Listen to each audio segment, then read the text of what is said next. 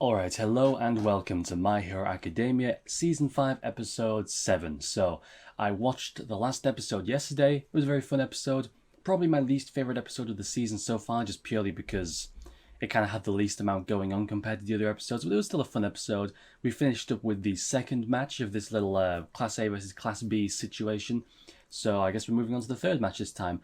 I can't remember who was in the third match. I know Deku was in the fifth match. And I know Bakugo is obviously in one of them. Have we already had Todoroki? I don't know actually, have we already had Todoroki? No, I'm pretty sure we haven't. So I'm assuming Todoroki will be on one and then Bakugo will be on another. Yeah, I forget the exact layout of the teams, but I'll figure out soon enough so there's no point in kind of wondering about that. But yeah, I don't have much to say. Last episode was pretty self-explanatory. We got kind of the second battle, now we're heading into the third one. I could see it being a thing where kind of Class A wins 2 matches, Class B wins 2 matches, and then with the fifth match we kind of go into a tiebreaker kind of situation. I could see that being the case, but who knows? Let's see what happens, right? I don't have much else to say, so yeah, let's just get straight into the episode.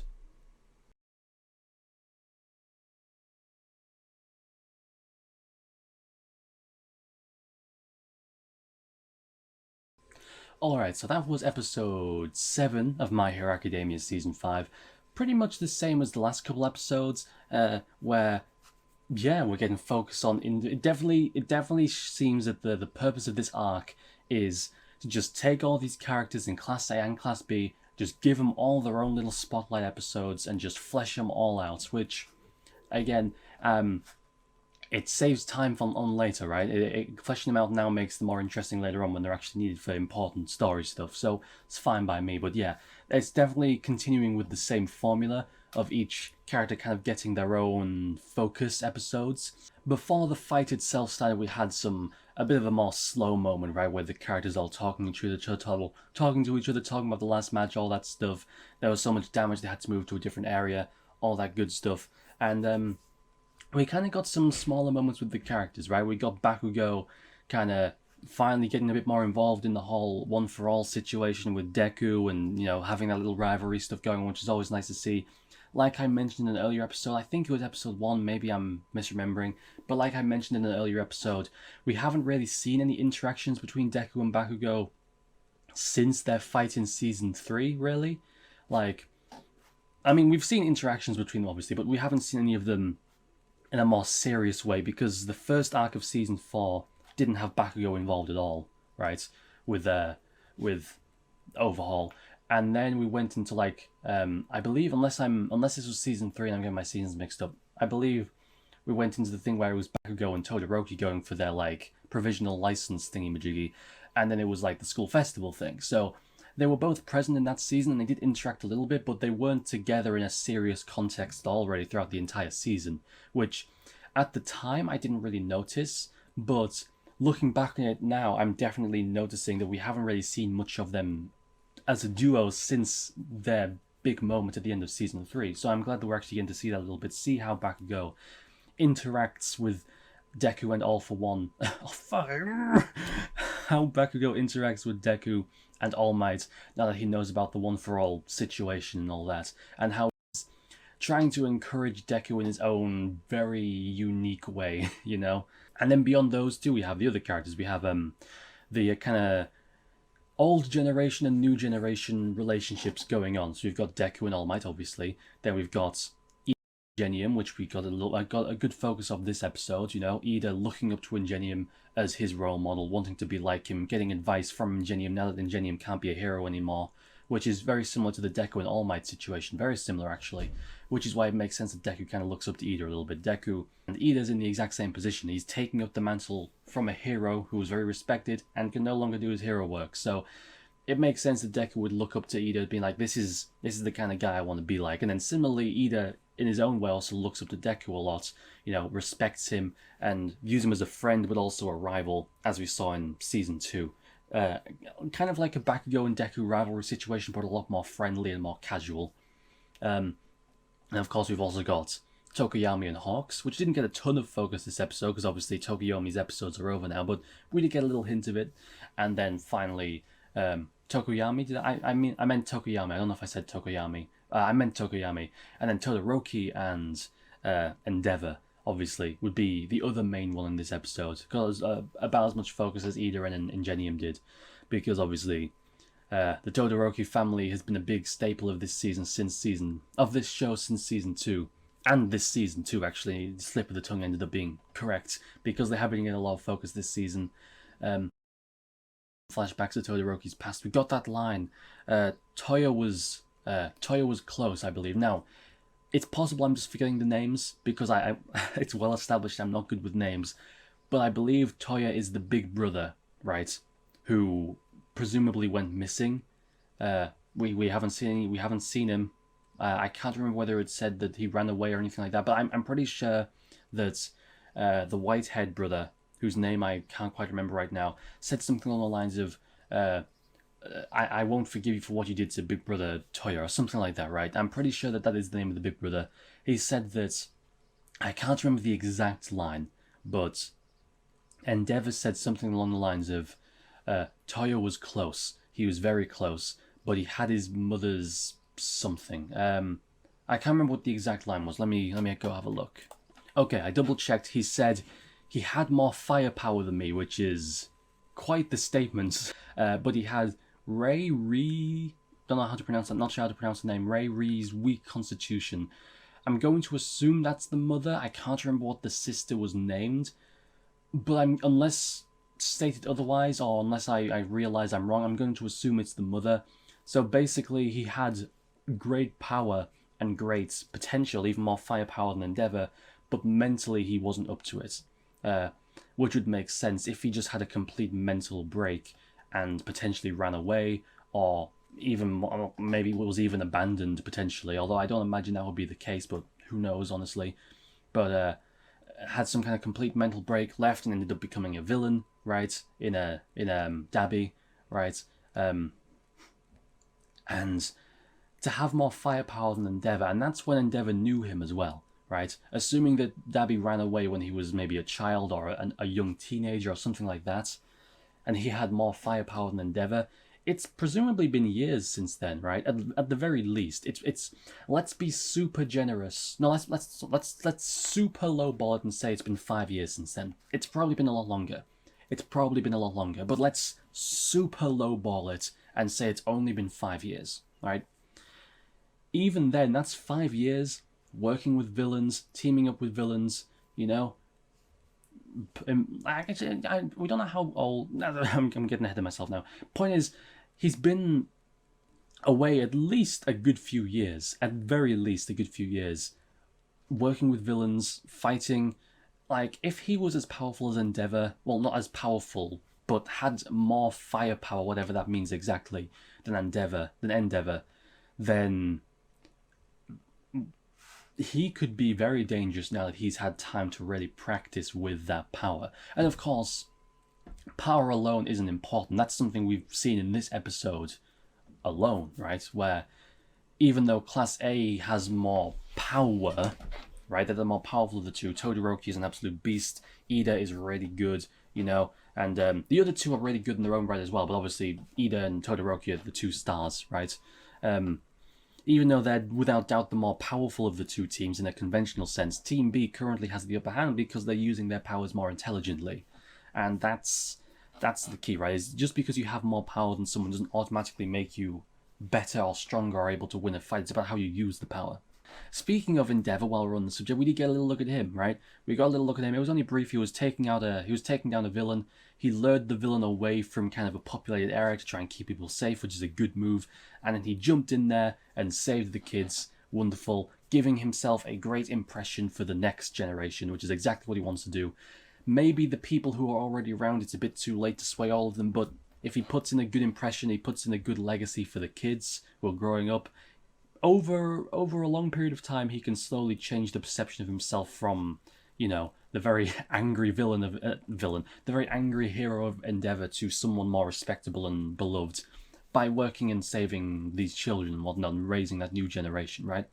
And we also see he doesn't have the fire on his face anymore, which I noticed immediately. Well, I didn't notice immediately, but you know what I mean. He doesn't have the fire on his face. Well, More specifically, I'm pretty sure he did have the fire on his face during the actual, like, fight, right, during the confrontation, when he was taking down the villain, but I'm pretty sure after that, once he was just talking to the heroes, the fire wasn't on his face anymore, which is something to note, because when we've seen him before, he always had the fire on his face. Even when he was with his family, right, training Todoroki, he had the fire on his face. When he was in the tournament in Season 2, just watching in the crowd, he had the fire on his face. It's this big hero persona, right? It's this strong, I'm this fiery, powerful hero. Look how I've even got a fire beard, right? But here, even though he obviously still has the fire on his face during the actual fight, I'm pretty sure anyway, unless I'm misremembering, he takes it off when he's on his phone talking to the other heroes, right? And that's good because it shows him letting his guard down more, right? He's not keeping this persona up 24/7. He's letting his guard down. He's dropping the persona. He's not being Endeavor, he's being Todoroki, right? He's dropping the persona a little bit, being more calm, more relaxed, and kind of being more of a person rather than an angry devil hero, right? He's relaxing more, he's letting his guard down more, which is good. It's small things like that, because he's also showing his scar, right? He's also allowing his scar to be seen, as we saw that scar. As we mentioned before, that scar obviously creates the connection between him and Todoroki, his son, that is, and also represents his failures as a person, right? He gained that scar in the battle with the Nomu, and then at the end of the battle with the Nomu, he destroyed the Nomu, burnt it away, which symbolizes him burning away his old self and then being reborn in the ashes and beginning his journey to become a new person. So that scar represents the battle where he went from his old self to his new self, and so by allowing that scar to be seen, by not masking it with all the fire, he's letting its guard down, and he's also acknowledging and bearing to the world, yeah, like, I wasn't always the best person, but I'm working to improve. Will he take it all the way by admitting to all of his failures?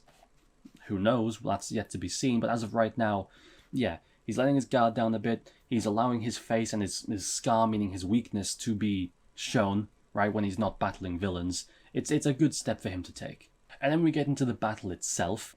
Fucking Tetsu is like... Tetsu actually does a smart move here. He didn't do it on purpose, I don't think, but he did a smart move, just like, okay, their team has some really good scouts. Our team doesn't have any scouts. Forget about good scouts, we just don't have any scouts at all. So let's just fucking draw these guys into a one-on-one battle, because yes, it's dangerous, right? Not one-on-one, you get what I mean, like an actual close quarters battle. Let's just draw them in for a fight, right? Because if we try to play this smart and try to play long distance and scout out, they have the advantage. They're going to be able to create plans and strategies to overcome us using their scouting. We don't want some kind of long distance scouting battle against these guys because they have such a huge advantage in that. Let's draw them in for a close battle. And they fell for it. They fell right into the trap. Todoroki's team, which I'm actually surprised about.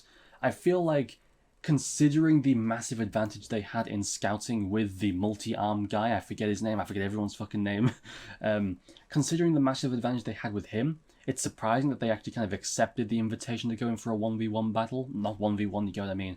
But I suppose they just felt confident in their ability to do that, considering they had Todoroki and Ida, right?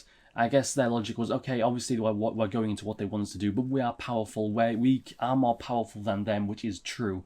So I guess they just trusted in their own strength, right? They rushed in, and they just went for it, right? Which was a smart move on the part of Class B. Like, look, we can't match them in a long-distance scouting battle. Let's just draw them in for a fight and hope that we can out-strategize them, which so far has been working for them, right? Because, as it turns out, Mudman, I'm never going to be able to remember his actual name, Mudman, who I believe is the one who looks like Eren's Titan, if I remember correctly, he's actually pretty smart. He knows he's the brains of the group, right? He's good at strategy, he's good at being flexible and changing things and coming up with plans to fit the situation. He is a good leader. He's a good leader, right? And he played that role perfectly. He set up traps in advance to help out with the battle. He helped his team coordinate more effectively. He did great, right? And then we have the drill guy who had the drill arms, and he was fighting against Tailboy, whose name I also forget. Ojiro, actually? Is his name Ojiro, maybe? I'm not sure. Tailboy. And he was throwing these drilling hands, which must absolutely hurt to block.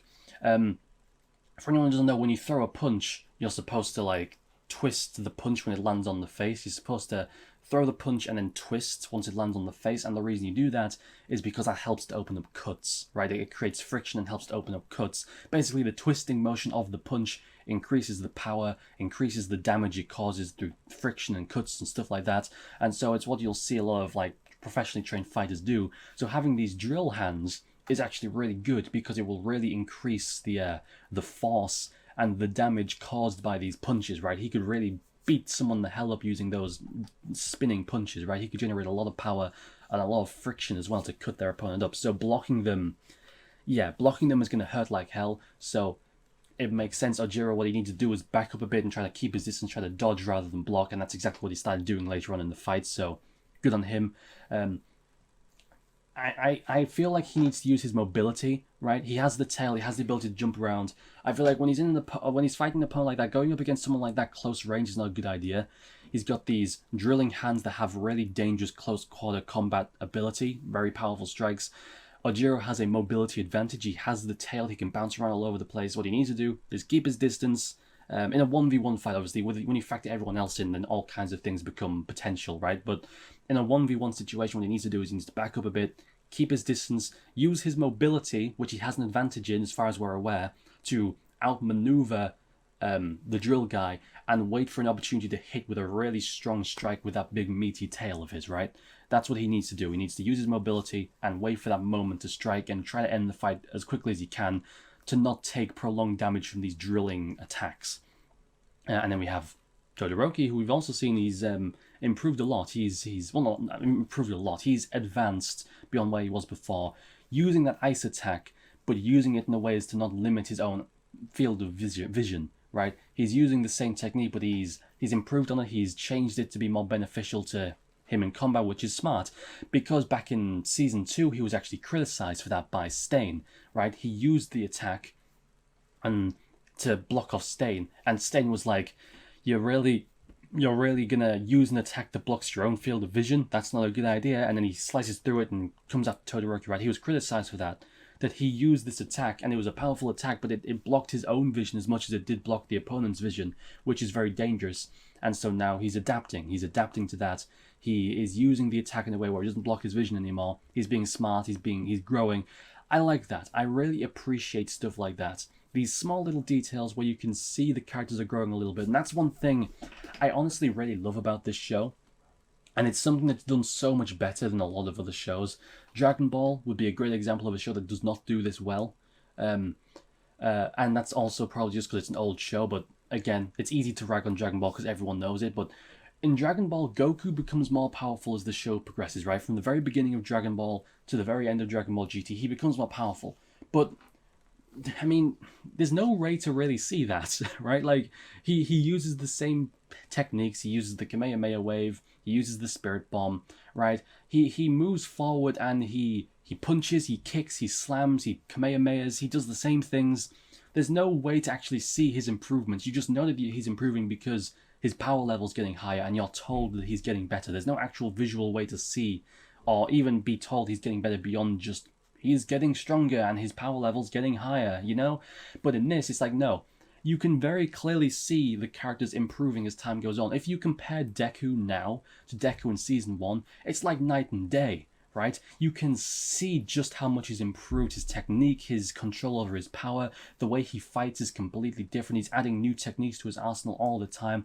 It's completely different. Fighters like Bakugo, you can see the improvement. When you watch his fight with Deku in Season 1 and compare it to his fight with Deku in Season 3, you're not just believing that he's stronger because you're being told that he's stronger. You believe it because you see it, right? They're not just saying, oh my god, Bakugo has improved so much. Look, his power level's grown by 2,000. It's like, no, you see it with your eyes. You see the techniques he's using, the skills he's using, the ways he goes about the battle are so much better. The way he constantly keeps aggression on Deku in order to not give Deku time to think, just pressuring him and pressuring him and pressuring him and making Deku not have time to think. The techniques he's using to keep up and that spinning attack. The point is, you see the improvement. You see the tactics and the skills he's using, and you can see that visually, you can see that he's improving. You can see that he's getting better. Right, you can see it, and that's something I really like about this show. Is you can actually look at and see the improvements these characters make, and you can see that they just get better and better all the time. And you can actually see the improvement. You see the small adjustments they make between each battle to get better and to not make the same mistakes twice. And this is just one example of that. Todoroki, in Season 2, he used an attack, it blocked his own field of vision, and that ended up being not good for him. He ended up getting injured. I can't remember exactly what happened, but it wasn't good for him, right? And now he's adjusted. He's using the attack again, but he's not using it in a way that blocks his vision anymore. You can see the adjustments they're making, and it's good. I really appreciate it. It's something I really like about this show, and really appreciate about the show in general, honestly. On that topic, it's the same thing for Ida, right? It's the same thing for Ida.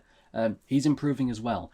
I believe he's doing a thing where he takes the thing out of his legs, and the stronger ones grow back. That seems like it would be, so painful. So painful. I don't even want to think about that. But yeah, that also raises a potential weakness though, which is that if you were able to incapacitate him, you could just pull those things out of his legs and he can't use his power anymore, right? I mean, maybe he could use it a little bit, but obviously he'd be massively weakened by that until they grow back. But that's definitely a weakness, is you could literally just remove those things from his legs. And yeah, that's actually a potential weakness down the line if he's going up against a villain who's able to kind of trap him and just remove those things from his legs, and now he can't really fight anymore, right?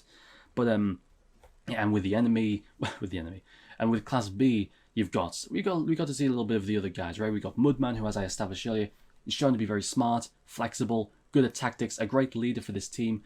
We've got the Pony Girl, who I don't know if this is the case, but it seemed like maybe she had a bit of an accent. It's difficult to tell because obviously she's speaking Japanese, and unless the accent is super obvious, you can't really, well, at least I can't really notice an accent in Japanese. But it seemed like she had an accent. It almost sounded like she was speaking kind of American-ish, right? Like the way she's, I'm not going to do a fucking accent, but the way she spoke, unless I'm just imagining it, which is entirely possible, the way she spoke, it sounded to me like she was speaking with more of that kind of American way of speaking, you know what I mean? It sounded more American. So maybe that's being done deliberately because she's supposed to be like a transfer student or something, I believe. Unless I'm wrong about that, I'm pretty sure, from what I understand about the character, I can't remember whether this is something the show said or whether it's something I've just learned through the fandom. But I believe she's meant to be like a transfer student, right? Is the idea from maybe America or something? So if that is supposed to be an accent, makes sense, right? I don't know if it is, but I think it sounded like it to me. And her power's kind of like Hawk's, but kind of like a mini Hawk, so she can throw her horns up to 4 at once. So that's pretty cool. But yeah, man, I don't think I really have much more to say about the episode. I've covered basically everything. It's great to see the characters improving. It's great to get this spotlight on the characters, not just the students, but also the adults like Endeavor, like All Might. You know, we see these characters improving and getting better. We see that this arc has definitely been a spotlight on the development of the characters, both in their powers and also them as individuals, their personalities, which is great to see. And this battle so far has been entertaining. I'm interested to see where it goes, you know. But yeah, I don't really have much more to say because as fun as the episode was, it doesn't give me a lot to work with in terms of discussion beyond what I've already said. So yeah, I think I'll leave that there. So yeah, thank you all for watching. Make sure to subscribe if you are not subscribed and you want to see more of my content, because my content's really good and you want to subscribe. Like the video if you want to. Leave a comment if you want to, because comments and likes and stuff obviously help the algorithm a lot, and I really appreciate it. I hope you all have a wonderful day, and I will see you in the next episode. Bye-bye.